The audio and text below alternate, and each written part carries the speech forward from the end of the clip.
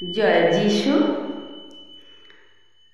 আজ আমি জীবন্ত ঈশ্বরের জীবন্ত বাক্য মাথায় নিয়ে আমার ইউটিউব চ্যানেলে সকল ঈশ্বর ভক্ত, ঈশ্বর অনুসারী, ঈশ্বর সন্তানদের কাছে আসতে পেরেছি। তার জন্য আমার সকল ঈশ্বর ভক্তদেরকে জানাই জয় যিশু। তার সঙ্গে পিতা, পুত্র, পবিত্র আত্মাকে ধন্যবাদ দিই, মহান নামে প্রাণ ভরে প্রশংসা করি, গৌরব করি। কারণ পিতা, পুত্র, পবিত্র আত্মার সাহায্য, কৃপা, করুণা, দয়াতেই আমি আজ এই জায়গায় সুযোগ পেয়েছি। আজ আমি ঈশ্বরের বাক্য বলবো, স্বর্গ এবং স্বর্গীয় পরিবেশের বিবরণ।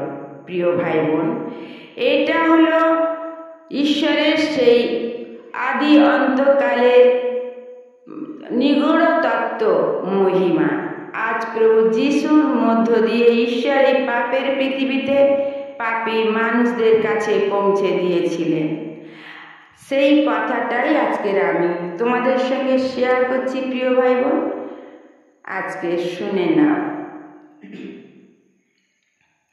প্রিয় ভাই বোন, যদিও আমরা কেউ স্বর্গ দেখিনি, তথাপি আমাদের প্রত্যেকের মনেই এক বিরাট আগ্রহ আছে যে স্বর্গ কী রকম তা জানার।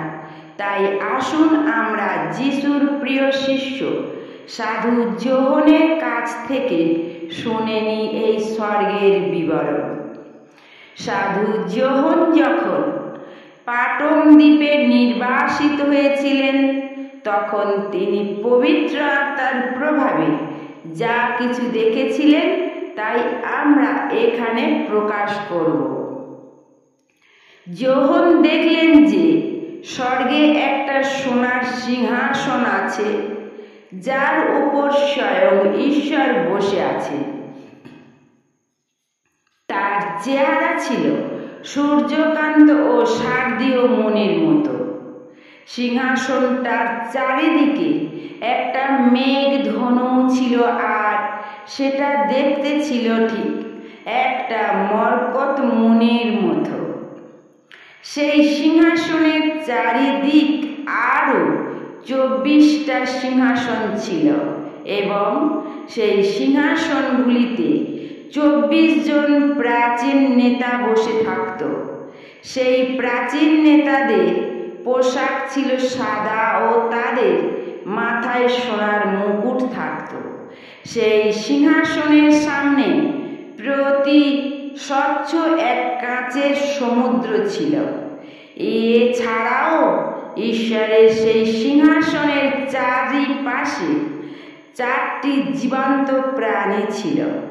প্রাণীগুলি রাত দিন ঈশ্বরের প্রশংসা গীত গাইতেন।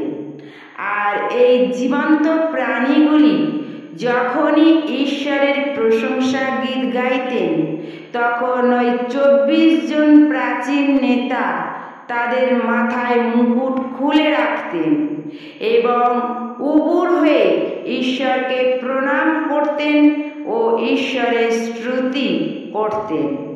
এই সব আমরা দেখতে পাব প্রকাশিত বাক্য 4 অধ্যায় 2 পদ থেকে 11 পদে।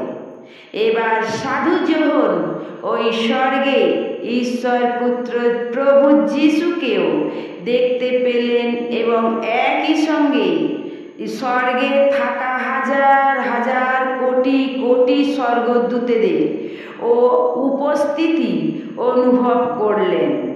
এছাড়া সেখানে আরো দেখা গেল ইসরায়েলি বংশের উদ্ধার প্রাপ্ত 144,000 লোকদেরও।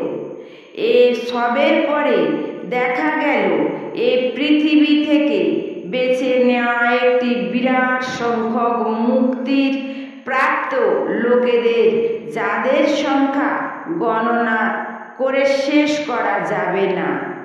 এই মুক্তি প্রাপ্ত লোকেরা যিশু ও ঈশ্বরের সামনে দাঁড়িয়ে খেজুর পাতা হাতে নিয়ে জোরে চিৎকার করে তাদের প্রশংসা গীত গাইতেছিল এবং পিতা ও পুত্রকে তাদের প্রণাম জানাচ্ছিল।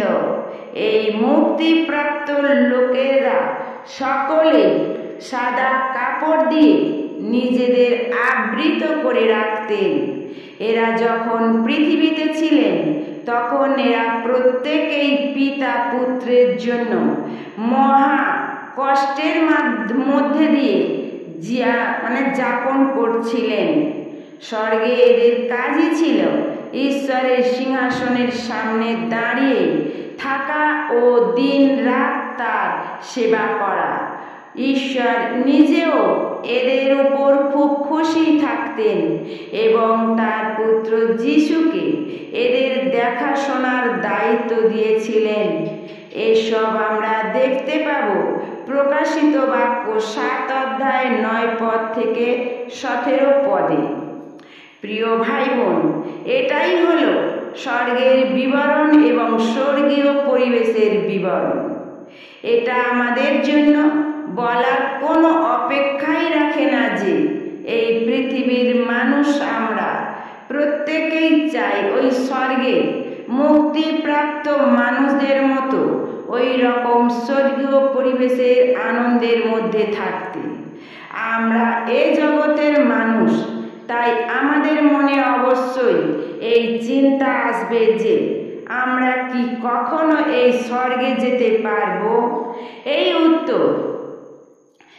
উত্তর এটাই হবে যে নিশ্চয়ই সে সুযোগ আপনাদেরও জন্য খোলা আছে।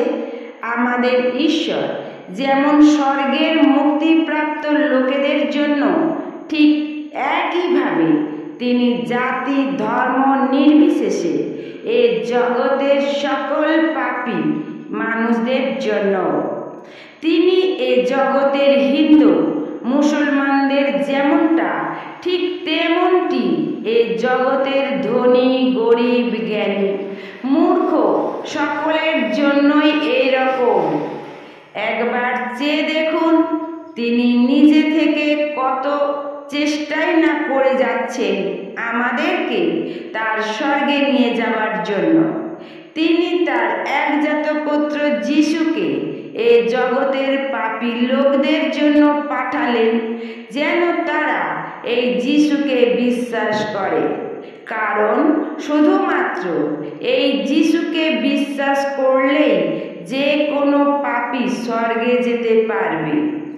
বলি কোনো অপরাধ নেবেন না,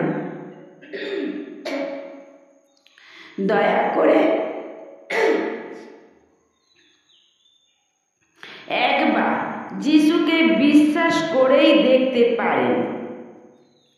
মনে রাখবেন, এ জগতের যাগ যজ্ঞ হোম বলিদান ধ্যান ধর্ম কর্ম অনেক কিছুই তো করছে, তার দ্বারা এতদিন স্বর্গে যাবার কোনো প্রতিশ্রুতি তো পাননি।